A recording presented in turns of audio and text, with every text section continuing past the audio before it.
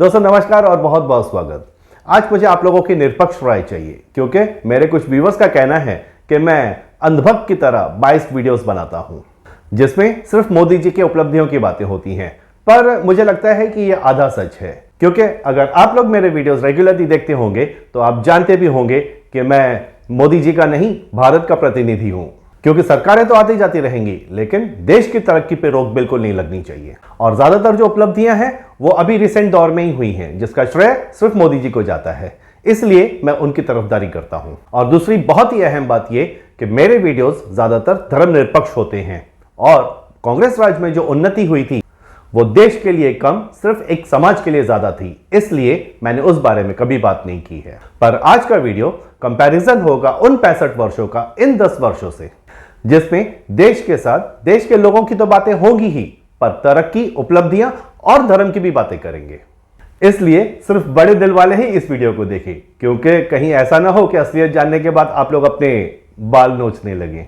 Video शुरू करने से पहले एक बहुत ही जरूरी सूचना कि जिन लोगों ने अब तक लाइक और सब्सक्राइब नहीं किया है वे जल्दी से कर दें और अपनी कुर्सी की पेटियां भी बांध ले क्योंकि हम 1947 से लेकर 2024 का सफर नॉन स्टॉप करने वाले हैं। 15 अगस्त 1947 की ये स्पीच सब लोगों को याद होगी जिसे देखने और सुनने के लिए 5 लाख से भी ज्यादा लोग दिल्ली के प्रिंसेस पार्क में जमा हुए थे। यहां सबसे पहले बात हुई थी हिंदू राष्ट्र की, आजाद हिंदुस्तान, क्योंकि भारत पाकिस्तान का विभाजन जो हुआ था वो रिलीजन बेस पे हुआ था, ना कि पॉलिटिकल या कम्युनल बेस पे। इसीलिए पार्टीशन के फौरन बाद मोहम्मद अली जिन्ना ने पाकिस्तान को एक इस्लामिक राष्ट्र घोषित कर दिया। पर पंडित नेहरू ने महात्मा गांधी जी के विरोध के बावजूद भारत में बचे हुए 11% मुस्लिम्स को हमेशा सपोर्ट किया। सिर्फ उन 11% मुस्लिम्स की वजह से पूरे हिंदू राज्य को एक सेक्युलर देश बना दिया। क्या ये हिंदुस्तान के साथ गद्दारी नहीं थी? पार्टीशन का दौर लगभग 4 साल तक चलता रहा जिसमें 1.5 करोड़ से भी ज्यादा लोग बेघर हो गए। 5 लाख से भी ज्यादा बच्चों और बुजुर्गों ने रास्ते में ही दम तोड़ दिया। 1 लाख लोग कत्ल कर दिए गए। 83,000 से भी ज्यादा लड़कियां और औरतों का बलात्कार कर दिया गया। पूरी दुनिया का अब तक का सबसे बड़ा बंटवारा सिर्फ कुछ लोगों की जिद पूरी करने के लिए किया गया। करोड़ों लोगों की जिंदगी, इज्जत, धन, सभ्यता सब कुछ दांव पे लग जाने के बाद भी नतीजा कुछ नहीं निकला क्योंकि पार्टीशन से पहले भी भारत सेक्युलर था और पार्टीशन के बाद से लेके आज तक सेक्युलर के ही नारे लगा रहा है। क्या इतिहास कभी माफ करेगा इन लोगों को जिनकी वजह से इतना बड़ा कांड हो गया हमारे देश में?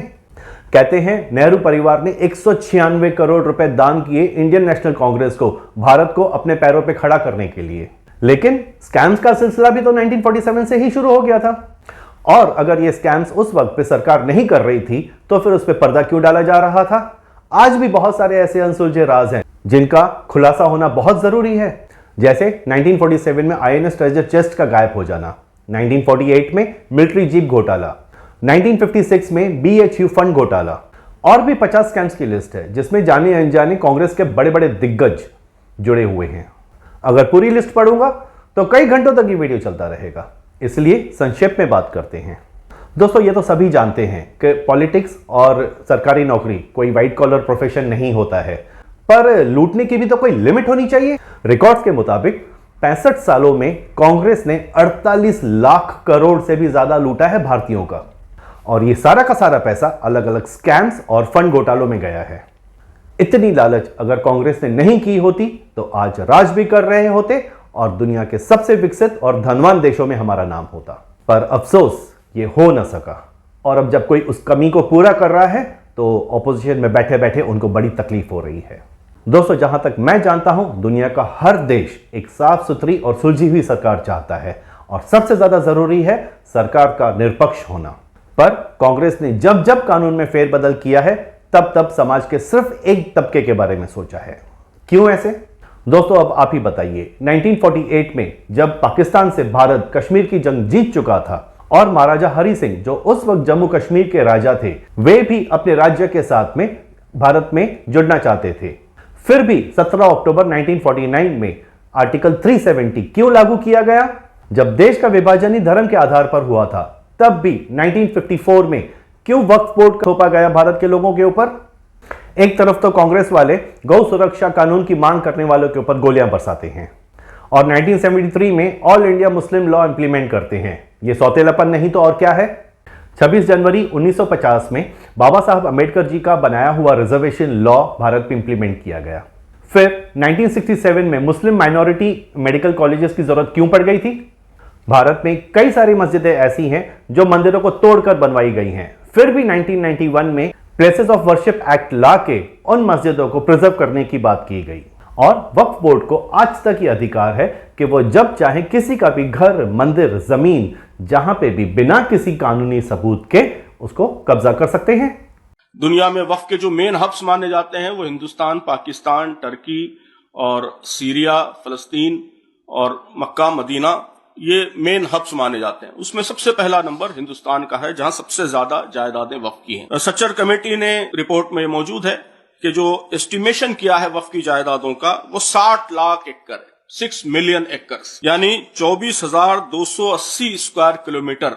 ये दोगलापन नहीं तो और क्या है। आज वक्फ बोर्ड के पास 8 लाख एकड़ से भी ज्यादा की जमीन है जो गैर कानूनी तरीके से हथियाई हुई है। क्या इन बातों की दोषी कांग्रेस नहीं है? 2004 में माइनॉरिटी बिल और फिर 2005 में anti communal violence bill Indian parliament में पेश किया गया, जिसे किसी भी पार्टी ने सपोर्ट नहीं किया। इसलिए उसी बिल को 2013 में नाम बदलकर PCTV एक्ट, मतलब prevention of communal and target violence act के नाम से अकेले सोनिया गांधी जी के सिग्नेचर से अप्रूव कर दिया गया। आप ही बताइए दोस्तों, ये कहां की देशभक्ति है कांग्रेस की? और भी बहुत सारी ऐसी बातें हैं जो आज तक आम पब्लिक तक पहुंची ही नहीं है, जैसे हाल ही में हुए असम मणिपुर के दंगे। आपको क्या लगता है ये जो लड़ाई थी, आग जली थी, फसाद थे, ये सारे दो जातियों के बीच में हो रहे थे? जी नहीं, बीजेपी ने हजारों एकड़ों में फैली हुई अफीम और गांजे की खेती को नष्ट करवा दिया अरुणाचल प्रदेश में, जिस वजह से ये मणिपुर के दंगे हुए थे। और इस खेती की स्वीकृति मैडम इंदिरा गांधी जी ने दी थी। कांग्रेस सरकार सत्ता में रहे चाहे ना रहे, पर बरसों से इस खेती की कमीशन भी खा रही थी। पर अब अचानक से यह दुकान बंद हो गई, तो क्या किया जाए? इसीलिए दंगे फसाद करवा दिए गए। नीरव मोदी, मेहुल चोकसी, विजय माल्या, ललित मोदी, इन लोगों को हजारों करोड़ों का लोन दिलाने में किसने मदद की थी? और क्या हुआ अचानक कि सारे के सारे एक के पीछे एक देश छोड़कर भाग गए? क्यों बरसों से चल रहे धार्मिक प्रोसेशंस में अचानक से दंगे होने लगे हैं? क्या आम लोग साम दाम दंड भेद वाला राजनीतिक खेल नहीं समझते हैं? क्या आज भी ऑपोजिशन वालों को लगता है कि उनकी ये कूटनीति चलेगी?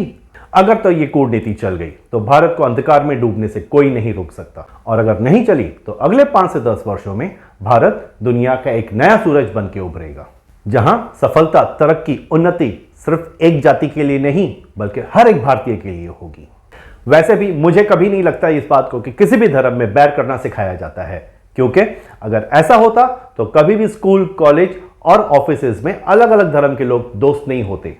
यह नफरत पॉलिटिशियंस और धार्मिक गुरुओं की तरफ से दिमाग में बोई जाती है, कभी धार्मिक लड़ाई वाले वीडियोस दिखाकर या फिर कभी झूठी लालच वाले ख्वाब दिखाकर।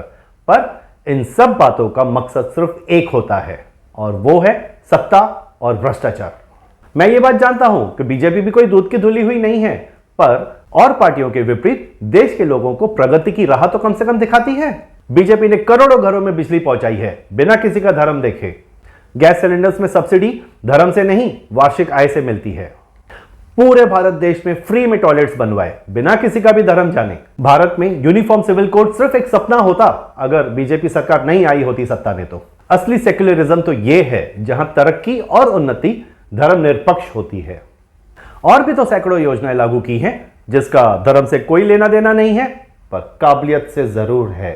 जैसे IIT, IIM, IIIT, AIIMS hospital, medical colleges, ये सभी वर्गों के लिए है, इसमें धर्म का कोई मतलब नहीं बनता। मेक इन इंडिया का सफलता का ताज मोदी सरकार को ही जाता है। सही है, फॉरेन इन्वेस्टमेंट्स तो भारत में पहले भी आती थी, लेकिन उसके टर्म्स और कंडीशंस फॉरेनर्स डिक्टेट करते थे। पर अब भारत उन्हें सिर्फ अपने टर्म्स पे इन्वेस्टमेंट करने की अनुमति देता है, और यह बहुत बड़ा फर्क है। और अब एक बहुत ही जरूरी सवाल खास आप लोगों से। अगले महीने सेंट्रल इलेक्शंस हैं। स्वाभाविक है, सबको जीत की उम्मीद है और होनी भी चाहिए, क्योंकि उम्मीद पे तो दुनिया कायम है। पर क्या किसी भी पॉलिटिशियन ने अपनी स्पीच में इलेक्शन जीतने के बाद देश की तरक्की को किस स्तर तक ले जाएंगे इस बारे में कोई बात की है? नहीं ना। मैं बताता हूं क्यों।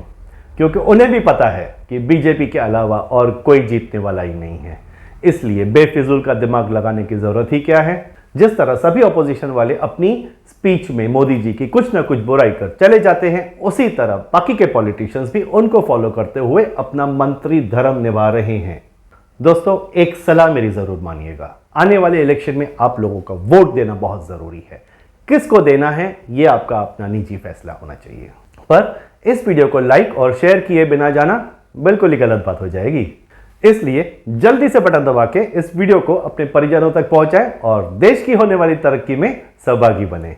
जिन दोस्तों ने अब तक सब्सक्राइब नहीं किया है वे यहां क्लिक करें और स्क्रीन पर दिखाए जाने वाले ये वीडियोस को भी देखें और फिर कमेंट बॉक्स में अपनी निष्पक्ष राय लिखें।